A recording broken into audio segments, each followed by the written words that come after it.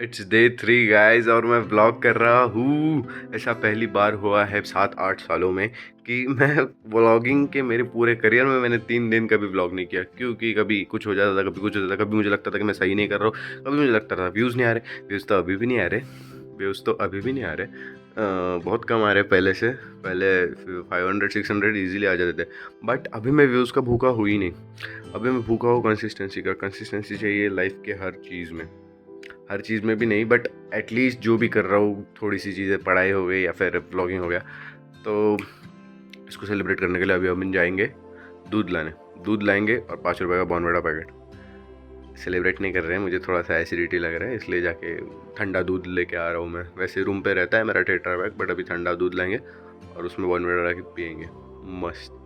और आज ऐसा है कि पोस्टिंग में गया नहीं, क्योंकि मुझे 9:30-10 बजे कॉल आ गया था दोस्त का कि भाई आज जाते नहीं हैं, क्योंकि आज कुछ तो रीज़न बोल रहा था, तो इसलिए गए नहीं। और अभी 12 बजे तो दूध पियेंगे और फिर थोड़ा सा देखते क्या करते हैं, पढ़ाई वढ़ाई करेंगे और फिर खाना वाना खाएंगे। अब मैं इसलिए पढ़ाई ऐसा करता हूँ ना, मैं स्लॉट्स में पढ़ाई इसलिए करता हूँ क्योंकि मेरा ज़्यादा देर तक फोकस रहता नहीं है। मैंने ऑब्जर्व किया कि मैं ऐसा 6-7 घंटे लगातार बैठ नहीं सकता, और लोग बैठते हैं रात को हमारी लाइब्रेरी में एकदम 6-7 घंटे। मैं 2 घंटे के ऊपर मेरा ख़त्म हो जाता है फोकस, तो ऐसा मैं स्लॉट्स में बैठने की कोशिश करता हूँ। चलिए दूध लेके आते हैं। तो ये है गाइज मेरे कॉलेज का कैंपस, और है ना बहुत ही सुंदर। मुझे तो हमेशा लगता है यार, कैंपस से जब भी क्लाउड्स देखो बहुत ही सुंदर लगता है। तो हमारे कॉलेज से 1 किलोमीटर नीचे जाना पड़ता है, जहाँ पे सब शॉप पे सब कुछ मिल जाता है। आणि एक बॉर्नविटा द्या 5 वाला। Oh my God, bro. फिर रूम पे जाके मैंने दूध में वे प्रोटीन ऐड किया, बॉर्नविटा ऐड किया और कॉफ़ी भी डाल दी, ताकि प्रोटीन का आफ्टर टेस्ट ना रहे, क्योंकि प्रोटीन का आफ्टर टेस्ट मुझे बिल्कुल भी नहीं पसंद। पता नहीं, ऐसा एकदम अजीब सा लगने लग जाता है उसका आफ्टर टेस्ट। फिर मैं फिर से कंटिन्यू करने लग गया अपनी थायराइड ग्लैंड। पिछली बार अपन ने पढ़ा था कि थायराइडोक्टोमी कैसे करते हैं, एग्जामिनेशन कैसे कैसे किया जाता है, और उसके एनाटॉमी के बारे में पढ़ा था। अभी अपन पढ़ेंगे कि हाइपोपैराथायरॉयडिज्म किसे कहते हैं। तो हाइपोपैराथायरॉयडिज्म नाम से ही पता चल रहा है कि पैराथायरॉयड हार्मोन कम सीक्रेट होता है। तो ऐसा क्यों होता है? जब भी इंफीरियर थायराइड आर्टरी को कुछ भी इंजरी हो जाती है तो पैराथायरॉयड हार्मोन कम सीक्रेट होने लग जाता है। तो इसके क्लिनिकल फीचर्स क्या है? तो सबसे पहले ऐसा तो 2 से 3 दिन में देखा जाता है सर्जरी के बाद में कि हाइपोपैराथायरॉयडिज्म हो रहा है पेशेंट को। दूसरा सबसे पहला जो है दूसरा सबसे पहला तो सबसे पहला क्लिनिकल फीचर जो है वो है पेरी ओरल नमनेस, मतलब मुंह के आसपास नमनेस फील होती है, फिर टिंगलिंग फील होती है, फिर टिटेनी और रेस्पिरेटरी डिस्ट्रेस हो जाता है, जिसकी वजह से डेथ भी हो सकती है। तो इसके साइंस क्या क्या है? सबसे पहले तो है शोएस्टिक साइन। शोएस्टिक साइन मतलब क्या है कि फेशियल मसल्स का ट्विचिंग होता है जब भी आप ऐसा टैपिंग करते हो ओवर फेशियल नर्व, मतलब मुंह पे ऐसे जब भी टैपिंग करोगे तो ट्विचिंग होता है। और दूसरा साइन होता है ट्रोसियस साइन, या फिर कार्पोपेडल स्पाज्म, या फिर ऑब्स्टेट्रिशियंस हैंड। जैसा ऑब्स्टेट्रिशियन का हैंड होता है ना, वैसे सिचुएशन में अपना हैंड फंस जाता है। और ऐसा क्यों होता है? ऐसा कब कब होता है? जब भी हाइपोकैल्सीमिया होता है, फिर हाइपोपैराथायरॉयडिज्म होता है, स्पैज्म ऑफ हैंड देखा जाता है। मतलब जब भी ऐसा बीपी का कफ जब भी अपने हाथ को लगा जाता है और सिस्टोलिक बीपी के ऊपर अपन बीपी रखते हैं तो अपना हाथ जैसे फंस जाता है, उसे अपन ट्रोसियस साइन कह सकते हैं। तो इसका मैनेजमेंट कैसे किया जाता है? एक तो होते हैं मेजर सिम्टम्स, जिसमें सीरम कैल्शियम लेवल्स 8 mg से भी कम हो जाते हैं। उसमें आईवी दी जाती है कैल्शियम ग्लूकोनेट की, और ओरल कैल्शियम दिया जाता है प्लस विटामिन D3। और जब माइनर सिम्टम्स होते हैं, यानी कि 8 mg/dL से सीरम कैल्शियम लेवल ज़्यादा है, तब ओरली कैल्शियम दिया जाता है और ओरली ही विटामिन D3 दिया जाता है। तो डिफरेंस देखा आपने? पहले केस में सीरम कैल्शियम लेवल 8 mg से कम हो रहा था जब आईवी दी जा रही थी कैल्शियम ग्लूकोनेट की, और जब 8 mg से ज़्यादा है तो ओरल कैल्शियम दिया जा रहा है। तो परमानेंट हाइपोपैराथायरॉयडिज्म कब बोलेंगे? जब भी सिम्टम्स 1 साल से ज़्यादा तक रहे, तब परमानेंट हाइपोपैराथायरॉयडिज्म बोला जाता है। वापस एक बार रिवाइज करते हैं। हाइपोपैराथायरॉयडिज्म क्यों होता है? इंफीरियर थायराइड आर्टरी की इंजरी की वजह से। क्या देखा जाता है? Perioral numbness. कौन सी साइंस होती है? Chvostek sign, Trousseau signs. Management के लिए IV calcium gluconate and oral calcium दिया जाता है। खाना खा के मैं बैठ गया डिफरेंशिएटेड थायराइड कैंसर के बारे में पढ़ने। सबसे पहले अपन देखेंगे कि इसके टाइप्स कितने होते हैं। तो 3 टाइप होते हैं: पेपिलरी कैंसर, फॉलिकुलर कैंसर और हर्टल सेल कैंसर। सबसे पहले देखेंगे पेपिलरी थायराइड कार्सिनोमा। ये सबसे कॉमन थायराइड कैंसर है जिसका बेस्ट प्रोग्नोसिस होता है। ऐसा क्यों होता है? रेडिएशन एक्सपोजर की वजह से, न्यूक्लियर फॉलोआउट, या फिर post radiotherapy of head and neck, या फिर radio iodine oblation therapy young age में करी जाए तो। ऐसा क्यों होता है? जेनेटिकली देखा जाए तो जेनेटिकली ऐसा होता है BRAF, ये जीन का म्यूटेशन के होने से। अभी हम देखेंगे कि इसका स्प्रेड कैसे होता है, और हर केस में स्प्रेड कैसे होता है ये याद रखना बहुत इंपॉर्टेंट है, क्योंकि हर केस में अलग अलग होता है हर कैंसर के टाइप्स में। तो इसमें जो है लिम्फेटिक और हेमेटोजेनस स्प्रेड होता है। तो लिम्फेटिक लेवल 6 लिम्फ नोड्स को होता है और हेमेटोजेनस स्प्रेड लंग्स तक होता है। एफएनएसी इसका इन्वेस्टिगेशन ऑफ चॉइस होता है और समोमा बॉडीज़ इसमें मिलते हैं। अब हम देखेंगे इसका मैनेजमेंट की कौन सी सर्जरी कब की जाती है। तो सबसे पहले हेमीथायरॉयडेक्टोमी कब की जाती है, जब लो रिस्क हो, यूनिलेटरली कैंसर प्रेजेंट हो और 1 to 4 सेंटीमीटर का ही हो और एक्स्ट्रा थायरॉयडियल स्प्रेड ना हो, यानी कि थायराइड के आगे और कहीं पे भी कैंसर स्प्रेड नहीं हुआ है। मिनिमम टोटल थायरॉयडेक्टोमी कब की जाती है, जब रेडिएशन इंड्यूस्ड डीटीसी हो, फैमिलियल नॉन मैंडिबुलरी थायरॉयड कैंसर हो या फिर मल्टीफोकल बायलैटरली डीटीसी हो और एक्स्ट्रा थायरॉयड एक्सटेंशन हुआ है थोड़ा सा, तब मिनिमम टोटल थायरॉयडेक्टोमी। तीसरी बात, टोटल थायरॉयडेक्टोमी और सेंट्रल नर्व डायसेक्शन यानी कि removal of level 6 lymph node कब किया जाता है। रिमूवल तभी करेंगे ना जब उसको कुछ हुआ हो, तो लेवल 6 लिम्फ नोड में कैंसर फैल चुका हो और T3 T4 लेवल का कैंसर हो, यानी कि 4 सेंटीमीटर से भी बड़ा कैंसर। और चौथी टाइप ऑफ सर्जरी यानी कि टोटल थायरॉयडेक्टोमी, सेंट्रल नेक डिसेक्शन और मॉडिफाइड रेडिकल नेक डिसेक्शन, सबसे लास्ट और सबसे क्रिटिकल सर्जरी ये तब की जाती है जब पीटीसी यानी कि जो कैंसर है papillary thyroid cancer level 6 lymph nodes को भी इन्वॉल्व कर ले और साथ साथ अदर नेक लिम्फ नोड्स को भी इन्वॉल्व कर ले। फॉलिकुलर थायराइड कार्सिनोमा जो आयोडीन डिफिशिएंट एरियाज में पाया जाता है और जिसका स्प्रेड लिम्फेटिकली देखा जाए तो लेवल 6 लिम्फ नोड्स तक होता है और हेमेटोजेनस स्प्रेड पल्सेटाइल बोनी मेटास्टेसिस कराता है, ऑस्टियोलिटिक ज़्यादा कराता है ऑस्टियोब्लास्टिक से। फिर मैं गया लेग डे करने, और नॉर्मली जैसे सब लोग बोलते हैं कि लेग डे मेरा तो फेवरेट होता है, लेग डे मेरा फेवरेट नहीं होता है। मेरा वो फेवरेट एक टाइम पे हुआ करता था, अब मेरा वो बिल्कुल फेवरेट नहीं है। बट मैंने फिर से उसको फेवरेट बनाने की कोशिश शुरू कर दी है। फिर से मैं स्क्वाट्स वगैरह करने लग गया हूँ। मैं बीच में कुछ दिनों तक स्क्वाट्स वगैरह बंद कर दिए थे, सिर्फ सिंपल एक्सरसाइज कर रहा था जैसे लेग प्रेस, लेग एक्सटेंशन वगैरह। बट अभी मैंने स्क्वाट्स वगैरह शुरू कर दिए, तो this was my warm up जिसमें सिर्फ मैं रॉड लिया था।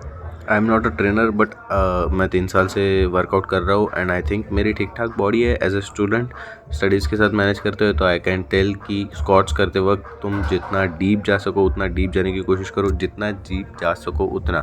कोशिश नहीं करना है कि कुछ ज़्यादा ही डीप चले जाना है, जितना जा सको उतना, और ऐसे ही स्मूथली एक्सरसाइज करना है। जितना हो सके उतना अपनी बॉडी को स्टेबल रखना है और अपनी पीठ को स्ट्रेट रखना है। पीठ को कोई भी एक्सरसाइज करते हुए स्ट्रेट रखना है, पर लेग्स की कोई भी एक्सरसाइज करते वक्त पीठ स्ट्रेट रखना बहुत ज़्यादा इंपॉर्टेंट होता है। तो मैक्स टू मैक्स मैं इसमें 30 तक चला जाता हूँ, बट 30 में मेरा थोड़ा सा फॉर्म ख़राब हो जाता है, इसलिए मैं 20 तक ही रखता हूँ आजकल। 20 मतलब 20 40 और रॉड का वेट 20। उसके बाद मैंने ये एक्सरसाइज की, इसका नाम मुझे नहीं पता, बट इसमें काफ़ी अच्छा स्ट्रेच फील होता है मुझे एडक्टर मसल्स का। एडक्टर मसल्स आपको पता नहीं होगी तो आप सर्च कर सकते हो। और फिर मैंने किया लेग प्रेस मशीन पे, यहाँ पे शायद मैं ये 100 है शायद। इसके बाद मैंने 120 का भी एक सेट किया था, और इसके बाद मैंने हैमस्ट्रिंग के लिए लंजेस किए, और उसके बाद लेग एक्सटेंशन की भी एक एक्सरसाइज की मशीन पे।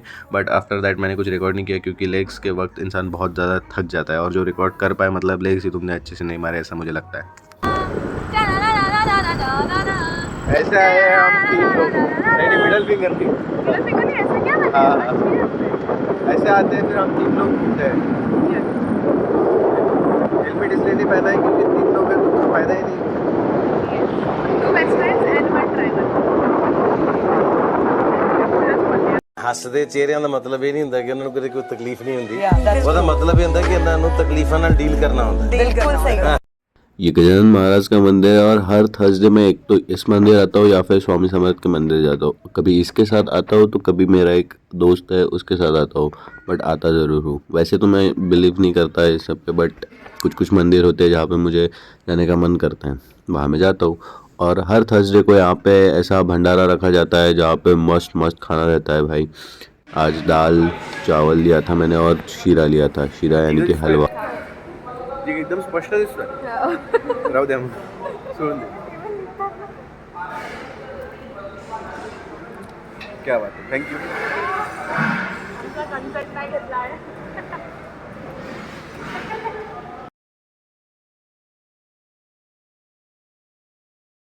काहीतरी झालं होतं ना, आपल्या दिवस काहीतरी झालं होतं ना। चालू कैसे हो गया? आईफोन उसका ही है, ठीक है।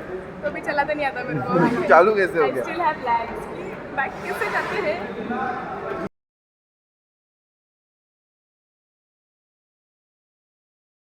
तुझा व्हिडिओ करू असं करू आणि आपण घेऊन चल। ओके।